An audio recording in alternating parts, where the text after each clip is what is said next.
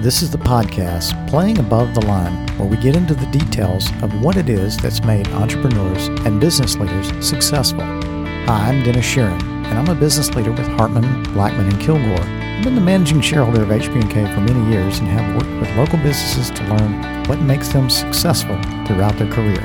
And I'm Alan Cave. I'm also a shareholder at HB&K, a full-service accounting and business consulting firm. During our careers, Dennis and I have both been fortunate to work with many successful businesses and their owners, as well as other leaders throughout the accounting profession and beyond. We're happy to share some of their stories with you. Today we have Contina Woods. Contina serves as Vice President and Treasury Management Officer at Regions Bank. In this role, she is responsible for delivering the bank's full treasury management services to commercial clients throughout South Alabama and Pensacola markets. She is a multi-year recipient of the bank's Chairman's Club, an honor bestowed to the top 10% of associates across 15 states. Well, hello, Alan. We're here for another podcast. We are. Beautiful day, Dennis, and another great guest, Contina Woods. Thank you for joining us. Thank you for having me. So let's start by just tell us a little bit about yourself and what you do with Regions Bank now. Sure. I grew up in a small community outside of West Point, Mississippi, so the northeastern part of the state. Attended high school in West Point. Met my husband through the University of Southern Mississippi's leadership program. Mm-hmm. So spent some time at USM, graduated. My degree was in journalism, but obviously that's not what I'm practicing today. Right. Okay. So a couple of months prior to graduating from college, it dawned on me, I need to find a job, right? So for some reason, I thought the best way to prepare for a job, although it would be at a newspaper, was to practice an interview. So I checked out the Campus Resource Center and found out that South Bank was coming on campus to interview for their management training program. So I thought this was a good opportunity because, one, I'd never heard of South Bank. None of those branches were in the state of Mississippi at that time. Yeah. And two, I had no interest in banking, so I thought this could be a good experience no matter how the outcome was going to be with this. So 19 years, I'm still in banking. So obviously that interview went well then, right? Yeah, something worked out. Yeah. It did. Yeah, I spent about 13 years in branch management and transitioned in my current role today. I've been in this role about 5.5 years. I am the Treasury Management Officer, where I cover Pensacola market as well as South Alabama market. So I help our clients optimize their cash flow cycle. So a lot of that has to do with payments. Mm-hmm. Okay. I was going to ask you to talk a little bit about treasury management, even for us accountants. Yeah. When we hear those words and we think about it, it might be something different from what you're doing. Sure. And you're not the only one that has asked that question. So when I think about treasury management and what I do, and it is a broad subject, but I think about it in, 5 buckets. If you're a business owner, you have to, one, pay your bills, right? Mm-hmm. So helping our clients around, AP management, then you're receiving payments. So we're helping advise them on ways to capture payments maybe faster. Mm-hmm. And you need some type of mechanism to manage, all of those payments, whether it's reconciling or being able to view your transactions. And then what do you do if you have a shortfall or you have extra cash? So we help with, liquidity solutions, as well as what's very important is protecting those payments. So any type of fraud mitigation. Mm-hmm. Well, so you went directly from college into banking, so you kind of bypassed the whole journalism route. Did you ever think about pursuing that, or did you just interview with South and think, hey, this sounds good, this is what I want to do? Because it's just so different. It's just interesting that that you went kind of as a test interview, and then you've been in banking 19 years. You're right, and there's a lot of things about journalism that I loved then, and I continue to love. There were a couple of times throughout my life I thought, well, I need to at least do some writing just to make sure that I keep up that skill. And I've done some freelance writing here and there whenever I felt the need to do so. But the same things that drew me to journalism, I've been able to fulfill a lot of those same things in banking. Mm-hmm. For example, a big part of journalism is getting information, uncovering information, Right. asking the right questions. That same type of engagement I'm able to carry out through my role as a Treasury Management Officer. I engage with the customer every day. And a big part of what interests me about journalism is I love learning things. I love finding out new information. And I'm able to do that each and every day in my current role. Okay. I was going to ask you to kind of tell me what kept you in banking for all these years. I think I've just heard part of the story, but tell me more. That's a good question. Well, let me back up, because obviously banking is a wonderful profession. Don't take that wrong. I mean, and you do a lot of good things for your community and the customers you work with. But I just, like Alan was saying, it's such a big jump that there's something in particular about banking, and obviously a part of it was your ability to research. But what more keeps you there? I think a big part of it is, banking is so broad. A lot of people don't realize that as a bank, we can really fulfill just about any financial need. It's not just your traditional transactional, banking as it was maybe 20, 30 years ago.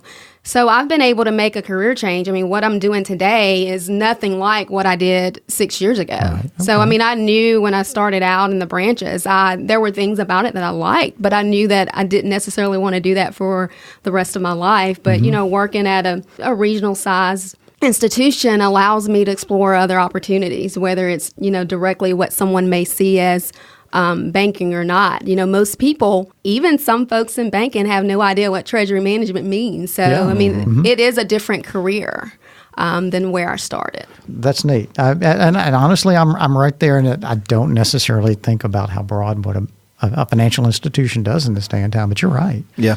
Well, I mean, so just as journalism and banking may seem to be kind of vastly different career paths, your first job that you put on your bio is interesting as well. So tell us a little bit about what you did as your first, I guess, maybe real job, or what was that? My father is an entrepreneur. Mm-hmm. We still do, or he still does, have a family business where he does auto work. I have 3 other sisters, but growing up, there were 3 of us. And we worked at the shop, whether you liked it or not.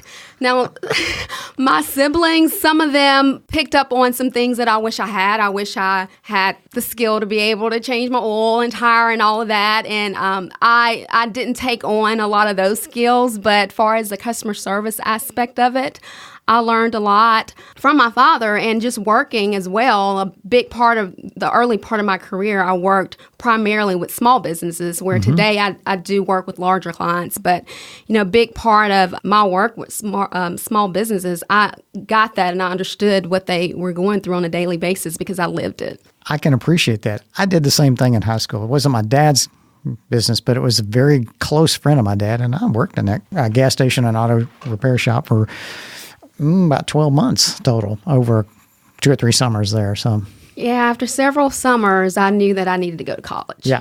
Well, now that's the best lesson to learn sometimes. Yeah. Sometimes some of the best leadership influence you get is finding what you don't want to pursue in your long term. So, exactly. Yeah, I got you. Same here. And dealing with, and dealing with the family dynamic within a business too, I would think would kind of teach you some maybe conflict resolution type skills. I mean, I don't know how your family you got along, but I just imagine my children trying to work for me or with me. I'm thinking, gosh, there'd be a lot of communication and crucial conversations that would have to go on. There was. Yep. Are you insinuating you would be a difficult leader of your kids in a work environment, Alan? It's not me, it's my kids, man. They just don't, okay. Yeah. They don't do right. Well, so let me ask you this. All these broad things, and I want to jump to the hobby stuff here, reading and spending time with family. So what kind of reading do you enjoy? It's going to sound pretty boring, but I read a lot of nonfiction. Okay. And I love growing and learning, so I focus a lot on subjects I want to learn more about, whether that's, about health or public education. I do read a lot. I'm a big fan of Malcolm Gladwell, so I like to read books that help me to think about things in a different way. So anything having to do with personal growth and development are typically the types of boring things that I read. I've read Outliers and Tipping Point, and I love them for that. Yep. So you believe this kind of reading, it's influenced your perspective on work and your teamwork environment, your leadership and things like that? Certainly. I feel like no matter what age or what part of life you're experiencing, growth is very important. When we don't grow, we can become irrelevant. And, you can look at that in terms of as a parent or in terms of an employee or a leader. It's personal development is very important to me. Now, I'm pretty excited because I'm about to ask you about this person. I hope I don't butcher the name, but this name has not come up. And so on your bio, you say that you admire Merceria Ludgood? Mercia. Merceria Ludgood. Merceria, okay. Yes. Apologize. So tell me, and you say for being the epitome of servant leadership. So expand on that a little bit and tell us a little bit about that and that approach. Sure.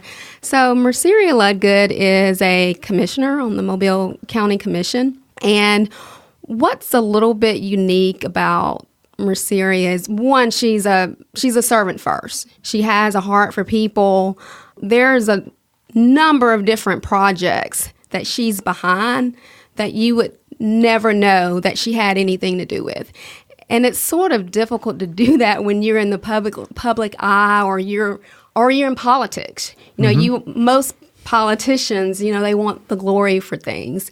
And she doesn't seek, any type of glory. I mean, I think she does everything for the right reason.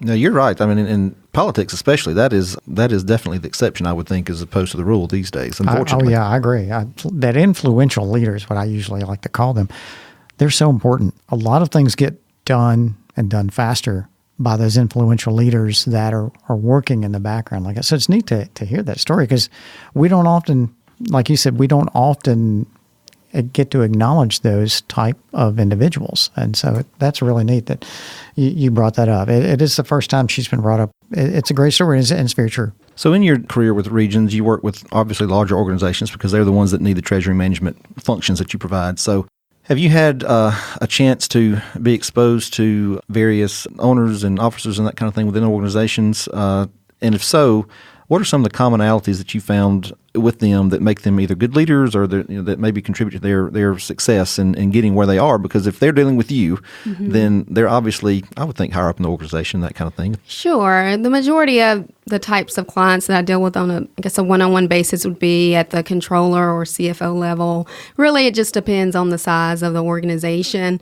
One thing that I see a commonality of some of these leaders is they're visionaries. They can see the big picture, and they care about streamlining and how best I can move the organization forward in an efficient way. So instead of being really short-sighted to, okay, what is this going to cost, or what is this going to look like, or what's something extra that I'm going to have to get my staff to do, they know as a leader that everything starts with them. And it is important to get your staff to buy into any type of change or technology, but they see the big picture and where they want to go. That's cool. So tell them a little about the team there at Regions. How many of you are in your treasury management department in your locations or in this region that you're in? Okay, so treasury management is I would say it's a niche. There's a lot of banks that don't have treasury management officers on the ground. Mm-hmm. So I'm the only treasury management officer between, when we think about Baldwin and Mobile counties and Escambia. There is another officer who covers the other part of the Panhandle. So in my district, which covers Alabama, Mississippi, and the Florida Panhandle, there's probably about 10 of us that cover those couple of states. I have a support staff, obviously, that helps out with a lot of the implementation piece, but it's me. Yeah, wow. So you get to be a problem solver for a lot of organizations and have a lot of influence with them. Yes. Is that fun? It is fun. I love it. So in your bio as well, in 2017, I see that you were awarded the Region's Better Life Award. So obviously, community is very important to you, and you're involved in Impact 100 Baldwin County, and then you're on the Mobile Area Education Foundation Board. So talk a little bit about those two organizations and why they're special to you and why you give your time, because time's very precious, and we don't have a lot of it, especially with you've got two daughters and your career and that kind of thing. So what about these organizations makes you want to invest your time? With Prodigy Pantry, I can't even tell you how long I've been involved with the organization, but it's probably been at least 8 years. I just recently rolled off of the board there. But there is nothing that's as fundamental to me as food. Hunger is real. We say that hunger is invisible. You never know that someone's hungry or not. So I think the basic needs that can really help someone succeed is education and making sure that they have food.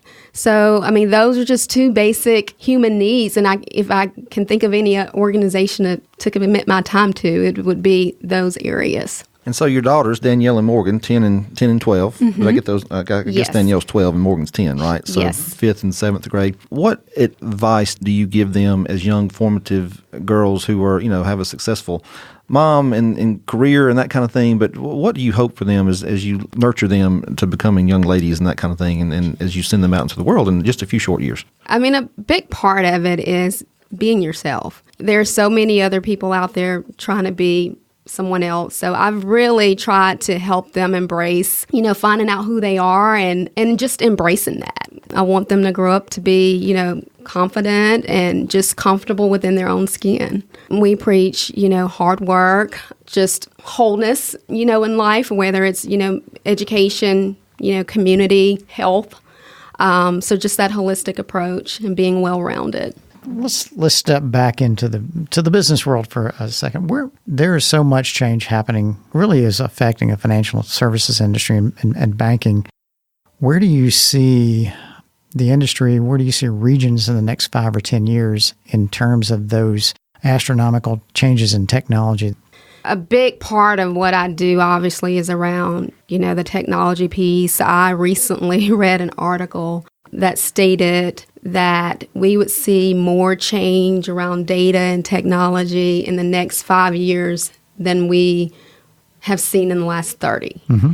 And that's huge. Right. 30 years ago, I didn't have a cell phone. I don't even think I got a smartphone until after my kids were born. Right. I was a little Yeah. late in the game there. But when I think about that, I think about what I can do or we can do to help, arm our clients in a way that it's okay to embrace this technology and embrace this change, but you want to make sure that you're prepared for it. You want to make sure that, even in the work that you guys do, I know y'all talk a lot about internal controls. So we want to make sure that you're protected, not just internally, but you're protected with any type of external threats. So a big part of what I've started doing, and I'm doing more of it, and I can see doing more of it within the next 5 years, is around client education. Making sure that they are, we like to say, fraud aware. They're aware of their risk and, confident enough to embrace the changes that we'll see in 5 years, but also be knowledgeable enough and responsible enough with the technology. That's great. I don't know who I first heard this from, but one of the great thought leaders out there somewhere talked about that the rate of change of technology will never be as slow as it is right now. And it's going to affect everything we do. So it's interesting to hear the focus on controls, because that is one of the things that becomes more critical in technology as technology continues to transform. And it seems to transform every day. Yeah, change. It's inevitable for sure. So as we start to wrap up, do you have a mentor? Do you have anybody that's really made an impact in your life? I know Miss Ludgood, obviously, it would be one probably, but anyone else that you would like to mention? One person I'll bring up, because I think this person probably impacts my leadership style a lot more today and who I've grown into. So Ramona Hill is someone that I met when we first moved to Mobile. We were a part of this community organization together, and she was the president of that organization at the time. And to see someone lead a group of probably 200 plus women and have them out of that meeting in under an hour is pretty outstanding. That's a miracle. So that taught me a lot about the best use of people's time. You want to make sure that, one, you use your time wisely, but you recognize that, we wish time was infinite, but there's only a certain amount of time, that we all have available. So you just want to make sure that you use it wisely, whether it belongs to you or someone else. That's cool. You talked a little bit about influencers in terms of your reading and all that. So tell us a little bit about your music interest. What's on Spotify? What do you have on your iTunes list or Or is it just a podcast, like this one? So this is not going to sound exciting at all, but both of our girls dance. So typically what I'm listening to is whatever is going to sound like a good lyrical solo at the time or whatever they want to listen to. Now, I throw in every now and then, I'll throw in some Stevie Wonder, some John Legend, but we're listening to a lot of pop or whatever would make a great great dance dance song. routine. That's fantastic because your children are the most important thing out there. They are. Certainly. So do they go to dance competitions then, I guess? They Is that do. They yeah. dance All right. competitively. Okay. So I'm thinking Abby Lee Miller, but it's not really not like that, right? No, Okay. not at all. Not at all. That's great. So you're doing the traveling around doing dance competitions all over? Or? We do about 3 a year, and that's in Okay. addition to our recital. But we have one. We always have one in New Orleans, and then we have one coming up in Bay Minette, and then we'll have one in Montgomery this year. Yeah. So the last question, and we'll let you go. So as you're leaving, if you're driving back down the interstate across the Bayway or whatever to Spanish Ford, and a spaceship lands in the middle of the road, and you have to stop, and the little alien gets off and walks down the little ramp and says, "Contina, take me to your leader." Who would you take that little green guy to? Oh, wow. That is a monster of a question. Wow. My leader, it would have to be my parents. They set that foundation of hard work, good work ethic in me. And I would hope that in 10, 20, 30 years, my kids will be able to say the same thing. Absolutely. That's a great answer. Yeah. Well, Contina, thank you so much for joining us and for giving us your time today. We appreciate it. Thanks. Another great show. Contina was fantastic. Enjoyed hearing her stories and hearing her talk. And one thing that she mentioned when we were talking about reading books, that she enjoyed reading books that maybe were things that were outside the norm. As a leader, she referred to the fact that sometimes you have to read the things that aren't normal to learn how to grow. Right, and also she mentioned this idea that keeps coming up of servant leadership. When she was talking about Miss Ludgood and doing things for the good that didn't necessarily bring the spotlight to her, but that needed to be done nonetheless. So great stuff from Contina. So to learn more about Regions Bank, visit their website at regionsbank.com. Well, thanks for listening to our podcast today.